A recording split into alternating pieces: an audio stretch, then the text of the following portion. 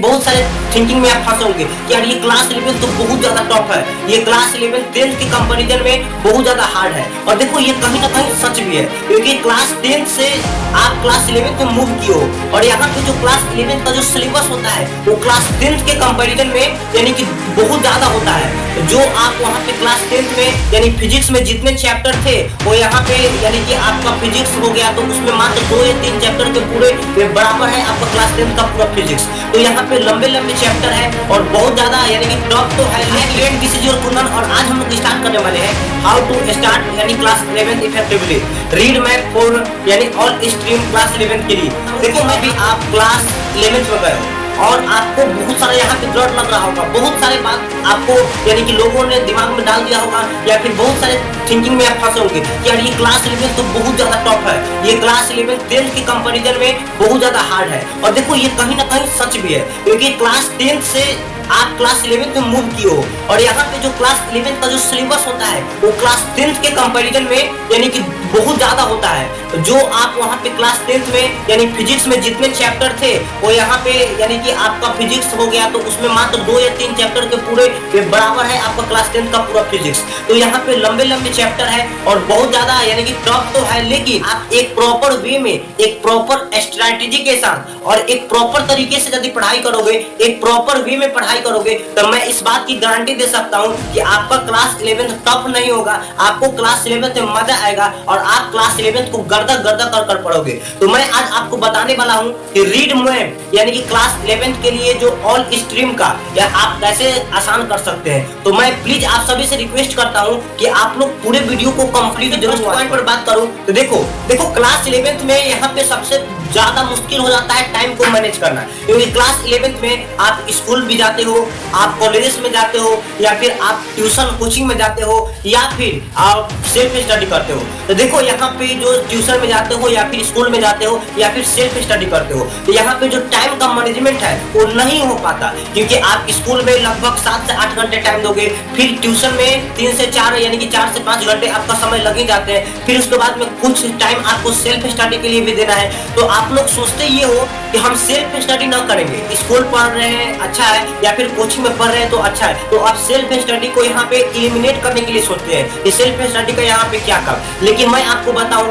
कि आपका जो सबसे यानी कि प्रोडक्टिव टाइम है जिसमें सबसे ज्यादा आपको आउटपुट मिलेगा रियल में वो आपका वही सेल्फ स्टडी है। तो प्लीज आपको यहाँ पे समझना है कि आप या तो स्कूल को या फिर आप यानी कोचिंग को इसको एलिमिनेट कर सकते हो, लेकिन सेल्फ स्टडी को यदि तुम एलिमिनेट करने की बात कर रहे हो या फिर एलिमिनेट करने के लिए सोच रहे हो तो ये बहुत गलत प्रोसेस है, क्योंकि बिना सेल्फ स्टडी के आपको आउटपुट मिल ही नहीं सकता। तो आपको ध्यान में रखना है कि सेल्फ स्टडी आपको जरूर यानी कि ये बहुत ज्यादा नेसेसरी है, ये बहुत ज्यादा आपको जरूरी है करना। आप यहाँ पे स्कूल में जब रहोगे तो वहाँ पे आपको स्कूल पर ही पूरा फोकस करना है, वहाँ पे कोई जरूरी नहीं है कि आप कोचिंग के बारे में सोचो, क्योंकि आप स्कूल में यदि आपके अच्छे टीचर है और आपको बहुत अच्छे से पढ़ा रहे हैं तो बहुत ज्यादा जरूरी है कि आप स्कूल में ही उस तरीके से उस ढंग से उस वे से पढ़कर और 100% कंसेप्ट को क्लियर कर और फिर क्योंकि आपको आगे कोचिंग जाना ना पड़े आप वहाँ पढ़कर और फिर आप सेल्फ स्टडी के लिए बढ़ सकते हो।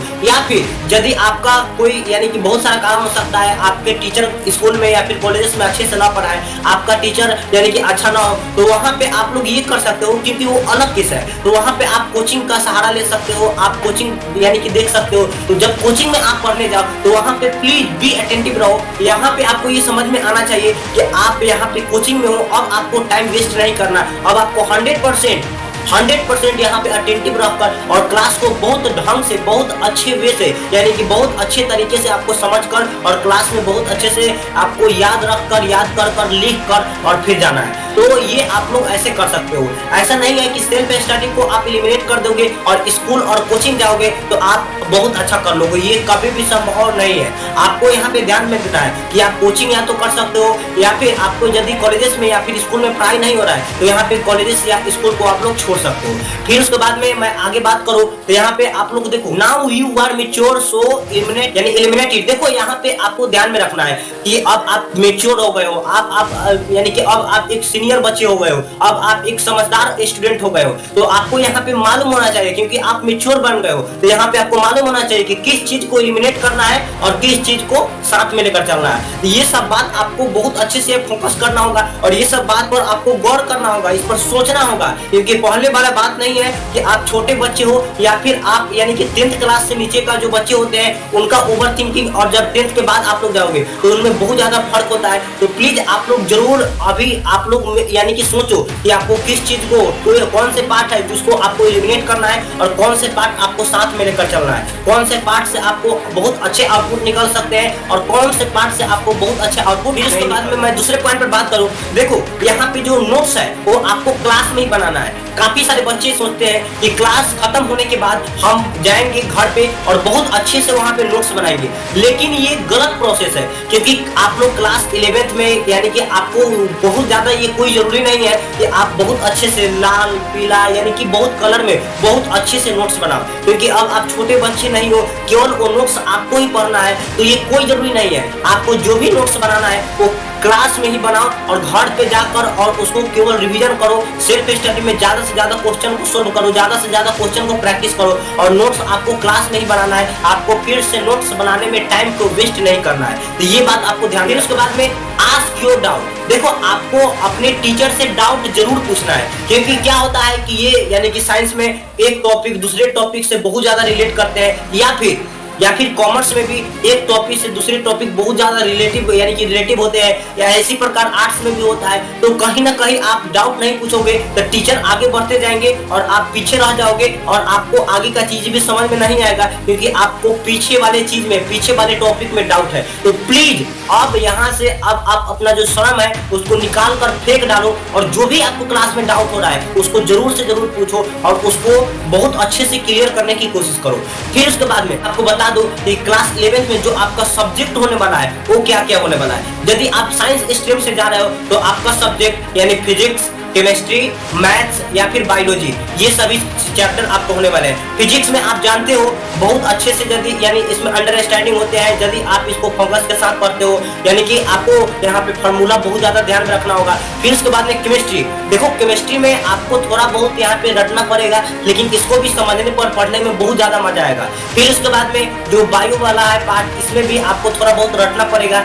और इसको भी समझने पर बहुत ज्यादा ध्यान देना है, क्योंकि ये भी समझने पर बहुत अच्छे आउटपुट देंगे, आपको बहुत यानी कि मजे आएगा पढ़ने में। फिर उसके बाद में मैथ्स में आप इसमें जितना अच्छा प्रैक्टिस करोगे उतना बेस्ट बनते जाओगे और उतना ज्यादा आपका इंटरेस्टेड सब्जेक्ट ये लगते जाएगा। तो ये सब बात आपको ध्यान। फिर उसके बाद में कॉमर्स, देखो कॉमर्स में आपको यहाँ पे अकाउंट से रिलेटेड जो भी यानी कि सीट होते हैं यानी कि अकाउंट से रिलेटेड मैनेजमेंट यहाँ पे बहुत ज्यादा आपको पढ़ना है, यहाँ पे इसके बारे में आपको समझना है। तो आप इसको बहुत अच्छे से यानी कि रियल लाइफ से यदि इसको जोड़कर या फिर अपने एनवायरमेंट से रिलेट कर इसको बहुत अच्छे से समझने का कोशिश करोगे तो आप लोग इसमें जरूर बेस्ट कर सकते हो और आपको ये बहुत अच्छे से क्लियर भी हो जाएगा, क्योंकि जो अकाउंट्स वाला जो पार्ट है वो काफी ज्यादा अभी के टाइम में इंपॉर्टेंट भी है और ये काफी ज्यादा पॉपुलर भी है। फिर उसके बाद में बिजनेस साइंस भी अपने आप में यानी क्रिटिकल थिंकिंग वाला यहाँ पे यानी कि सब्जेक्ट है, थोड़ा सा इसमें ज्यादा ध्यान देना होगा, क्योंकि बिजनेस साइंस में आप लोग एनवायरमेंट से भी क्योंकि इसको समझ जाओगे तो इसको एनवायरमेंट से इसको भी रिलेट कर और बहुत अच्छे से अपने अंडरस्टैंडिंग लेवल इसमें बढ़ा सकते हो। फिर इसके बाद में इकोनॉमिक्स, ये थोड़ा गड़बड़ वाला सब्जेक्ट है क्योंकि इसमें थोड़ा डायग्राम बेसिस आ जाते हैं, तो इसमें डायग्राम थोड़ा सा यानी कि थोड़ा सा आपको याद रखना होगा और ये भी आपको कुछ समय के बाद आपको रियलाइज होगा यानी कि I able to do that, तो आपको ये सब बात ध्यान में रखना है। फिर उसके बाद में मैं बात करूँ आर्ट्स स्ट्रीम की, तो आर्ट्स स्ट्रीम का जो सब्जेक्ट होने वाला है वो आप लोग को यहाँ पे दिख रहा होगा पॉलिटिक्स साइंस। देखो पॉलिटिक्स साइंस में आप लोग को काफी सारे यहाँ पे आप लोग बहुत कुछ जानते भी हो और इसमें बहुत अच्छे से आपको टीचर समझा कर पढ़ाते हैं और इसमें भी आप रटने पर नहीं यदि समझने पर फोकस करोगे तो आपको यहाँ पे ध्यान में यानी कि सभी चीजें याद होते जाएगी। तो यहाँ पे आपको ध्यान में रखना है कि आपका जो यानी कि अंडरस्टैंडिंग पावर है यहाँ पे थोड़ा सा बढ़ाना होता है, आपको यहाँ पे बहुत ज्यादा फोकस करना होगा, यानी कि यहाँ पे आपको बहुत ज्यादा अपना इफेक्ट दिखाना होगा, अपना प्रभाव दिखाना होगा कि आप क्लास में हो, तो आपका ये सब्जेक्ट बहुत बेस्ट हो जाएगा। उसके बाद में जो आपका अगला सब्जेक्ट है हिस्ट्री और ज्योग्राफी, जो कि यानी कि थोड़ा बहुत रटने पड़ेंगे और बहुत सारी चीजें हैं जो कि आप समझ कर और इसमें बहुत अच्छे कर सकते हो। फिर उसके बाद में आपका वही मैथ्स जो कि आपको बता चुके हैं। फिर उसके बाद में वही इकोनॉमिक्स जो कि आपको बहुत अच्छे एनवायरमेंट के साथ यदि जोड़कर और इसको रिलेट कर और यदि स्टडी करते हो तो आप after some time you feel that I able to do, यानी कि आप बहुत अच्छे से कर सकते। फिर उसके बाद में मैं आगे बात करूं, सारे बच्चे यानी जब स्कूल से पढ़कर आते हैं या फिर कोचिंग से पढ़कर आते हैं तो ये सोचते हैं कि अब यानी कि रिवीजन पर वो क्या होगा, रिवीजन पर फोकस नहीं करते हैं। लेकिन आपको ध्यान में देना है, यदि आपको किसी भी सब्जेक्ट को बहुत स्ट्रांग बनाना है, उसमें बहुत अच्छे आपको मुकाम हासिल करना है, उसमें बहुत बेस्ट बनना है, तो आपको रिवीजन करना ही पड़ेगा, करना ही पड़ेगा। और मैं भी बोलता हूँ कि रिवीजन आपको करना चाहिए, क्योंकि मैं आपको बताऊं कि देखो एग्जाम में भी याद रहने के लिए आपको रिवीजन बहुत ज्यादा हेल्प करते हैं। बहुत सारे यानी कि कंसेप्ट को हमेशा यानी कि अच्छे से किसी अगले टॉपिक को समझाने में आपका ये रिवीजन बहुत बड़ा यानी कि उसका हाथ होता है, तो आपको रिवीजन तो करना ही चाहिए। फिर उसके बाद में आगे मैं 12 बार रिवीजन करोगे तो 1 घंटा समय लगेगा। फिर उसके बाद में आप दूसरे टाइम यानी कि दूसरे टाइम रिवीजन करोगे तो आपको 1 घंटे से कम समय यानी कि आधे घंटे समय लग सकते हैं, यानी आधे घंटे समय में आप बहुत अच्छे से रिवीजन कर सकते हो। फिर उसके बाद में हो सकता है कि आप यदि तीसरे टाइम रिवीजन करो तो आपको 1 घंटा भी समय यानी कि आधा घंटा भी समय ना लगे, यानी 20 मिनट से कम समय में भी हो जाए। तो आपको ध्यान में देना है कि आप जितने टाइम उसको रिवीजन करते जाते हैं, आपका जो यानी कि टाइम है वो बहुत कम होते जाता है, आपका टाइम लेस में चले जाता है। यानी कि आपको ध्यान में देना है कि आप जितने टाइम रिवीजन करते हो उतने टाइम आपका दिमाग में जो आप रिवीजन कर रहे हो वो कुछ ना कुछ आपके दिमाग में पैटर्न बना लेते हैं, जिसके कारण आपको बहुत कम समय लगता है अगले टाइम रिवीजन करने में। तो आपको रिवीजन तो बार बार करना चाहिए, क्योंकि आपको जब बार बार रिवीजन करोगे तो कम समय भी लगेगा और काफी ज्यादा वो पार्ट आपको स्ट्रांग हो जाएंगे। तो ये सब बात आपको ध्यान में रखना। यदि आपको पढ़ाई से प्यार करना है तो आपको पेपर पर यानी गंद डालना सीख लेना होगा, आपको लिखना पड़ेगा, क्योंकि आप देखो गलत सही या फिर आप यानी कि गलत लिख रहे हो, गलत डायग्राम बना रहे हो, कोई दिक्कत नहीं, लेकिन लिखो दम प्रैक्टिस, डू प्रैक्टिस, क्योंकि आपको देखो ये हार्ड वर्क है, लेकिन after some time you realize कि yes I able to understand या आई डू दैट, यानी कि बहुत सारी चीजें आपको समझ में आ जाएगा। ये हार्ड वर्क आपको बहुत हेल्प करेगा स्मार्ट वर्क करने में। तो आपको यानी कि यदि आपको बहुत कम चीजें समझ में आती हैं अभी, तो आपको कोई दिक्कत नहीं है, आपको बस लिखते जाना है, यानी कि गलत ही सही, आपको डायग्राम गलत बनना है कोई दिक्कत नहीं, लेकिन लिखना और डायग्राम बनाना और आपको पढ़ाई करना छोड़ना नहीं है। और आपको कुछ समय के बाद में खुद रियलाइज होगा कि आपके लिए वो चीजें बहुत ज्यादा आसान हो गई। तो आपको ध्यान में रखना है कि आपको यहाँ पे क्लास 11th में तो भाई मेहनत करना ही पड़ेगा, क्योंकि इसके बाद में जस्ट क्लास 12th में जाने वाले हो, जो कि आपके लाइफ के लिए एक बहुत इंपॉर्टेंट क्लास है, जो यानी कि आगे आपको समझ में आएगा। इसके रिलेटेड वीडियो में बनाने वाला हूँ। तो आगे आपको ध्यान में रखना है कि डिस्ट्रैक्शन जो कि सबसे बड़ा पार्ट होता है हमारे लाइफ को, ये यानी कि कन्वर्ट कर देता है दूसरे वे में। हम किसी और वे में जाना तो चाहते हैं, अच्छे करना तो चाहते हैं, लेकिन हम कब बुरे बन जाते हैं हमको खुद ही मालूम नहीं चलता। उसका सबसे बड़ा कारण होता है डिस्ट्रैक्शन। और देखो ये कहने का तो मैं कह भी दूंगा कि डिस्ट्रैक्शन को साइड कर देना, लेकिन ये काफी ज्यादा मुश्किल है, और ये कहने में तो कितना अंतर होता है ये आप बहुत अच्छे से जानते हो। तो आपको ध्यान में रखना है। देखो डिस्ट्रैक्शन आपको यदि आ रहे हैं तो देखो आपको इसको यहाँ पे बैलेंस करना है, बैलेंस में रखना है, क्योंकि यदि आप फ्रेंड से बात नहीं करोगे या फिर आप फ्रेंड को विश नहीं करोगे, फ्रेंड आपको विश नहीं करेंगे, तो हो सकता है कि थोड़ा सा आपको मन न लगे, और बहुत सारे कारण है, आप यानी कि बहुत अच्छे से पढ़ ना पाओ। लेकिन यदि आप